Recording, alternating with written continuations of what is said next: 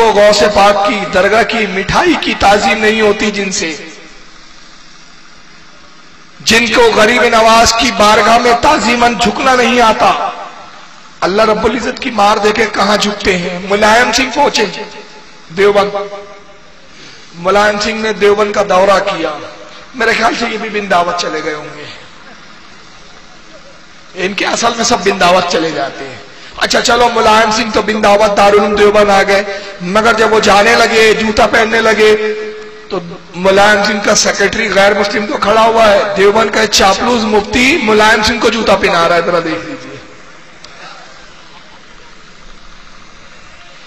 یہ آؤٹ لک پیپر ہے، ساپتاہک international paper ہے، یہ نیشنل پیپر ہے، ہندی اور انگلش دونوں میں آتا ہے۔ آؤٹ لک منتھلی 9 اپریل 2007 کا ہے۔ دیوبند کا مفتی ملائم کو جوتے پہنا رہا ہے، اس سے زیادہ بھی رسوائی ہو سکتی ہے کوئی؟ اگر ان کا بات چلے نا، ملائم سنگھ بولے پچھواڑی دھلا دو تو یہ بھی کر دیں گے، کہیں گے بھائی آپ ہی کے بلبوتے پہ، آپ ہی کے بھروسے تو جی رہے ہیں، آپ بھی شنکر کی اولاد، ہم بھی شنکر کی اولاد، ہمارا دھرم مکہ مدینے والا تھوڑی ہے، وہی ہے جو آپ نے لایا ہے، آپ والا ہی ہے۔ مگر میں ایک جملہ اس پر کہتا ہوں اور اکثر کہتا ہوں، یہ اللہ کی مار ہے ان پر، یہ اللہ کا عذاب ہے ان پر کہ 11ویں کی مٹھائی کو، 11ویں کے کھانے کو انہوں نے سور سے زیادہ ذلیل کا منی اور نجاستیں کھلائی گئی، اور غریب نواز غوث اعظم کی بارگاہ میں جھکنے کو شرک و بدعت کا، کافروں کے قدموں میں ان کو جھکا دیا گیا۔ جھکو یہاں پر، یہی ہے تمہاری اوقات۔ اور پھر کچھ لوگ جاتے ہیں ہمارے بیچارے حج کے لیے، عجیب عجیب طریقے سے وہابیت پھیل رہی ہے آج کل، لوگ عجیب عجیب طریقے سے اپنا مذہب بدل رہے ہیں۔ کوئی عرب جاتا ہے حج کرنے، آتا ہے کافر بن کے۔ بھائی اچھے خاصے گئے تھے، نیاز کے قائل تھے، اچھے خاصے تھے، فاتحہ کے قائل تھے، کیوں بھائی یہ وہابی کیوں گئے، کیوں چھوڑ گئے؟ کہا وہاں کچھ نہیں ہوتا۔ میں نے کہا وہاں کچھ نہیں ہوتا، یہ کیا دلیل ہے بھائی؟ ارے وہاں وہابیوں کی حکومت ہے، ان کے نزدیک وہ چیزیں جائز نہیں، اس لیے انہوں نے بند کر رکھی ہے۔ ان کا نہ کرنا کیا اسلام میں نہ ہونے کی دلیل ہے؟ مگر آئیے، وہ سعودیہ کا جو سب سے بڑا بادشاہ ہے، خادم الحرمین شریفین، ابھی مر گیا ہے، اور بڑی عجیب بات ہے، ابھی اسی سال مرا۔ جب وہ مرا تو حال کیا ہوا پتا ہے آپ کو؟ 40 دن انہوں نے غم کا اعلان کیا، 40 دن۔ میں نے کہا کیا یہ ان کا خصم تھا، شوہر تھا، کہ یہ سب عدت گزار رہے ہیں 40 دن کی؟ جبکہ شریعت تو کہتی ہے کہ 3 دن سے زیادہ کسی کا سوگ منانا جائز نہیں۔ عورت کے لیے یہ ہے صرف کہ شوہر مر جائے تو 4 مہینے 10 دن عدت کے گزارے، مگر انہوں 40 دن عدت کے گزارے۔ وہ کون تھا کنگ خادم الحرمین شریف ہے؟ عبداللہ بن عبدالعزیز۔ اس نے بش کو انوائٹ کیا مدینے میں، عرب میں، اور جب بش آیا تو بش کا استقبال کیسے کرتا ہے وہ ذرا دیکھیے۔ You may remember back in 2005, President Bush kissed Crown Prince Abdullah of Saudi Arabia and then held his hand. I thought it was Paul and Paula. Remember them? ولعل هذا ما يجعل القمة الحالية مجرد بروفا للعمل الحقيقي التي سيبدأ مع تشكيل إدارة الرئيس. کوئی ان سے پوچھے کہ جناب قبروں کو چومنا بدعت ہے، سور کھانے والے کے ہونٹ کو چومنا کہاں سے جائز ہے؟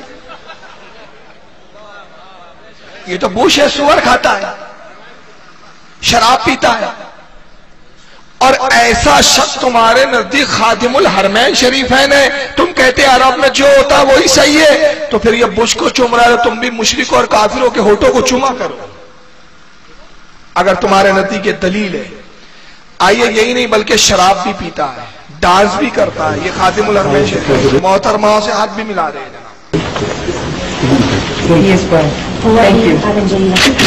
الشريفين وباب الفاتيكان اجتماعا ثنائيا ونبذ العنف وتحقيق الأمن والسلام والاستقرار لكافة شعوب العالم.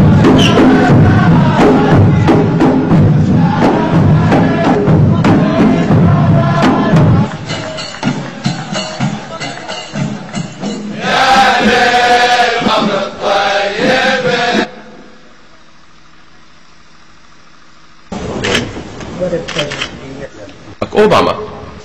لم يحن إذن موعد تبادل على القمة، إذ تقترح أوروبا تعزيز الدور التدخلي یہ وائٹ ہاؤس میں بش کے ساتھ شراب پی رہا للحكومات. Come fly with me, let's fly away. یہ کہاں سے جائز ہے بھائی؟ اور جب بش آیا تو اس کے استقبال میں رقاصاؤں کو نچوایا گیا. کیسے ناچیے رقاصاؤں نے دیکھنا ہے آپ کو. یہ کیا اسلام کی تعظیم کریں گے یار؟ یہ کس منہ سے اسلام کی بات کرتے ہیں؟ آئے حضرت ہم سے تو بات کریں. بش کے استقبال میں جب رقاصوں نے ناچا ہے تو کیسے ناچا ہے معلوم ہے؟ سعودیہ کا جھنڈا ہے جس پر کلمہ طیبہ لکھا ہوا ہے. کلمہ کیا؟ لا الہ الا اللہ محمد رسول اللہ. اس کو اپنے ننگے جسم پر ایک عورت لپیٹ لپیٹ کے بش کو خوش کرنے کے لیے ناچ رہی ہے. آئیے ذرا دیکھیے. ليك الواوا بوس الواوا خلي الواوا يصح لما بست الواوا شلت صار الواوا.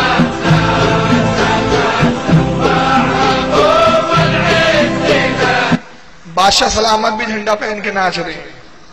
محترمہ بھی جھنڈا لپیٹ لپیٹ کے ناچ رہی ہے. آخر یہ کیا ہے؟